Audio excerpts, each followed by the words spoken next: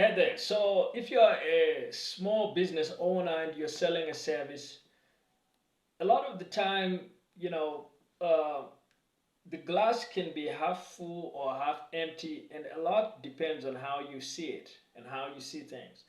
And what I just want to point out in this video is kind of give you a way to um, identify your own biggest advantage because I don't want you thinking like you're inferior to Starbucks, that your small business is inferior to McKinsey, is inferior to HR Block or Intuit or Bain or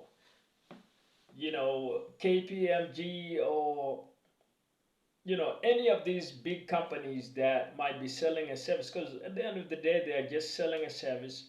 And in many ways your business and your service can actually be much better than theirs, especially if you're serving the home consumer or another small business. Let's say you are an accountant providing accounting services to small businesses in your area. You're probably better for that little small business in your neighborhood than one of the big accounting firms. Why? Because those guys are, potentially hundreds of miles away. They're gonna put that little small business owner on the line on the phone for 5 minutes before they ever get somebody on the phone to hear their query if they have a problem with their account.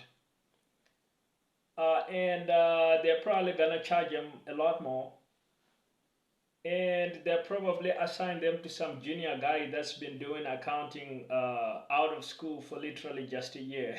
Whereas you've been doing accounting out of school for like 15 years. You know all the tricks in the book. You can help them get much better tax returns or whatever it is that you're helping them with. Like, so you see, like, um, but there's this tendency with small business owners to feel inferior just because you're a one-man act or a three-man act.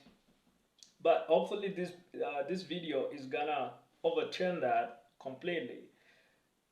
Because unless you perceive your advantage and unless you make the right moves based on your strategic position, you're always gonna play the game on the other guy's turf.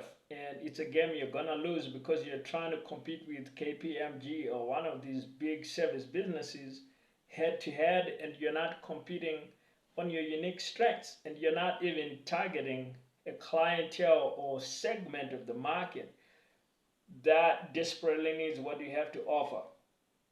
So you have to identify your own biggest advantages, and I'm gonna give you right here three of your biggest advantages that you're probably stepping right over, and you are not identifying, and you're not working in such a strategic way as to leverage these advantages and play to your strengths. So the first one is that you are dynamic rather than static.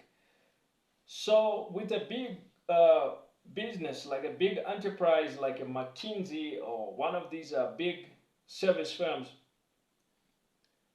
they are built, they are businesses that are really built for like the next 50 years, right? First of all. So they are planning long range. If things change very quickly in a 3 to 12 month time frame, they could really kind of be caught flat-footed because they're not able to adjust that quickly. Whereas for you as a small service business owner, like if you find out that one service is no longer popular in the market, the service you're selling, you can quickly shift like literally overnight and start selling something else. So you're much more dynamic, and this means you can survive even in a bad economy. And I think this is particularly relevant right now because we're dealing with a situation where a lot of service business owners and business owners in general are observing like a lot of slow market demand and things like that. But you need to realize like this is actually an opportunity for you because all these problems mean that there's room for re-engineering the market. And who is gonna do that? It's gonna be small businesses. Like the big businesses are not gonna re-engineer nothing. They're just gonna catch up to the trend like literally 3 to 5 years from now. If you want an example of this, look at what happens with technology. When there's a shift in technology, the old businesses are always the last guys to buy the new technology. Like when there was the shift to smartphones, the old businesses all just kept on using whatever the old technology was, and it was the small businesses that would be using like their smartphones at work, whereas the old businesses were using landlines until way down the line, like their own employees were using smartphones in their homes at home, but business in the enterprise was being done on landlines. Whereas the small business owner was literally able to be using their smartphone in their business. Like small businesses, you can adopt overnight, right? The large businesses, not so much. Like everything has to go through HR or through corporate, and it's gonna be like a 24-month turnaround if they are that lucky. So you just need to adopt the mindset that you are much more uh, quick to change to things changing in the market and to spot opportunities. Okay, so that's a big advantage, guys. I cannot emphasize enough. If you got two businesses and one has a response time of 24 months and another one is a response time of 24 hours, I hope you can see how all the advantages on your side here. Like some of these big businesses, their founders are literally people that have been dead for 20 years or more. Like they don't have the same entrepreneurial spirit. That means the gap in the market is there for you to innovate and take the ball and run with it. So, um, the second big advantage for you guys is that you can actually get much closer to the customer, and this is something really important because um, you can actually like go out into your local area, you can hand out your business card, you can learn the names of prospective customers in your local area, right? Like you can actually talk to the people out there in the market. That means you can really get to know your people so much better. And also the other thing I want you to be able to do is you can actually just pick up the call and cold call your customers, and they get the chance to actually speak to the CEO of your business. Like it's very unlikely that your customer is gonna get the chance to speak to the CEO of McKinsey or one of these large companies because they simply are not built for that, right? Like they really don't have that. So what this means is that your customers are gonna love you a lot more than McKinsey's customers love them. Because McKinsey's customers, guess what? They are dealing with a 25-year-old fresh out of school consultant that hasn't been doing this all their life. Like they are dealing with some very low level, entry level employee that is not really an expert in the same way that you are an expert, right?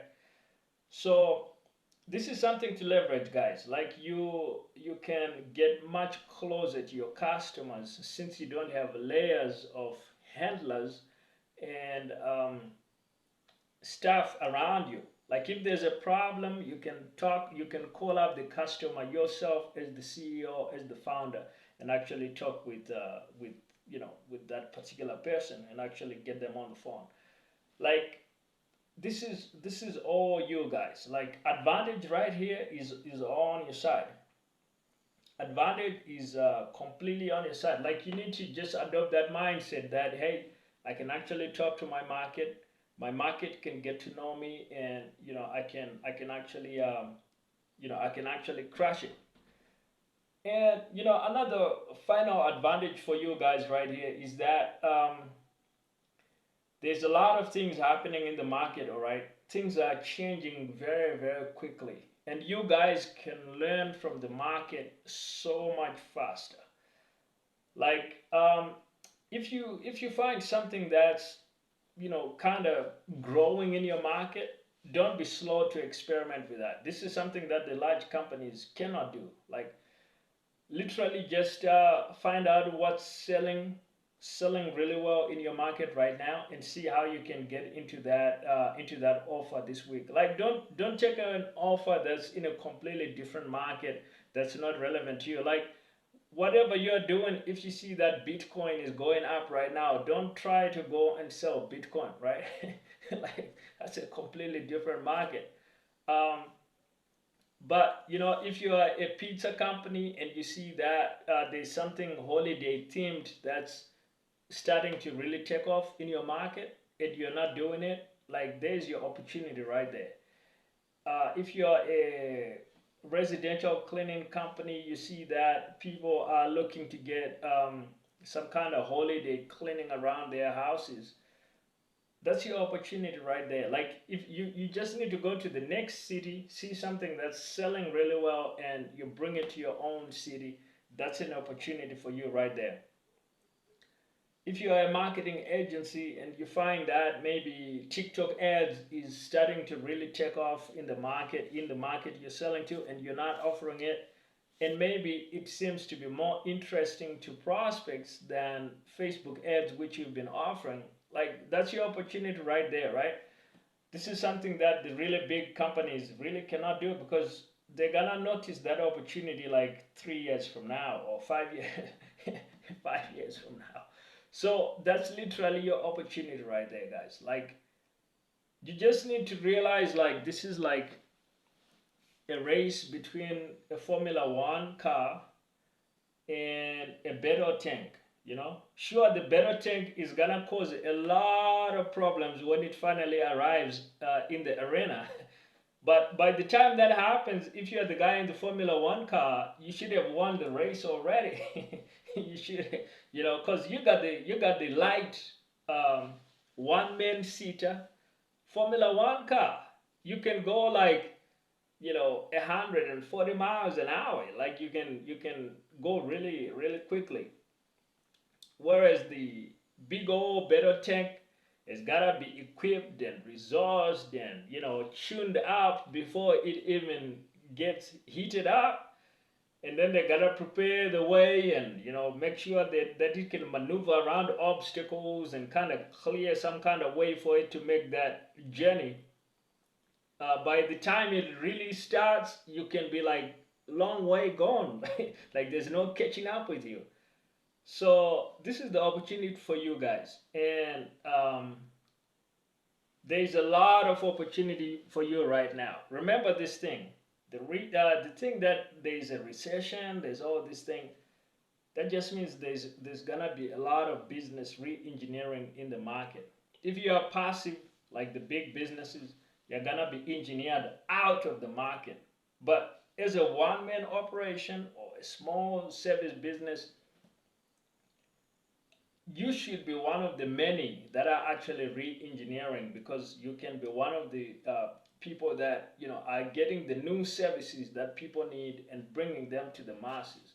So you need to get really proactive, adopt a proactive mindset. Don't think you're inferior to the big business. Like that's the last thought that should be in your mind. You are better than the big service businesses because you can do better for your customer. You can provide better personalized service, and you're also much closer to the market. You're seeing what's happening, right? You can talk to your customer much more personally, and finally, you can innovate so much more quickly because you are seeing what's happening, and you can actually test things out like within literally 24 hours. You can just see something that's happened that's useful to customers, that's helping them somewhere else in your market, um, or in a slightly different geography.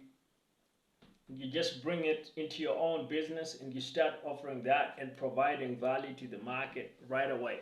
Now you can also jump into the millionaire service business chart. I put a link in the description just so you can actually get some of these tips on there as well.